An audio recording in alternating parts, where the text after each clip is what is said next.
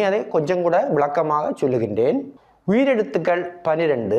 அந்த 12 உயிரெழுத்துக்களை குரில் நெடில் என்று இரு வகையாக பிரிக்கலாம்.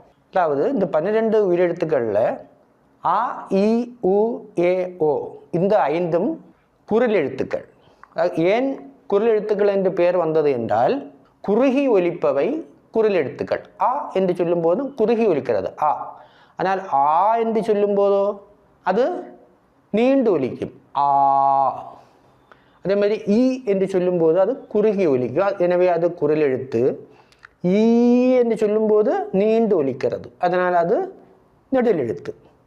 அப்போது அ, இ, உ, ஏ, ஓ ஆகிய 5 எழுத்துக்களும் குரில் எழுத்துக்களாகும். ஆ, இ, உ, ஏ, ஓ, ஐ, ஔ இந்த 7 எழுத்துக்களும் நெடில் எழுத்துக்கள்.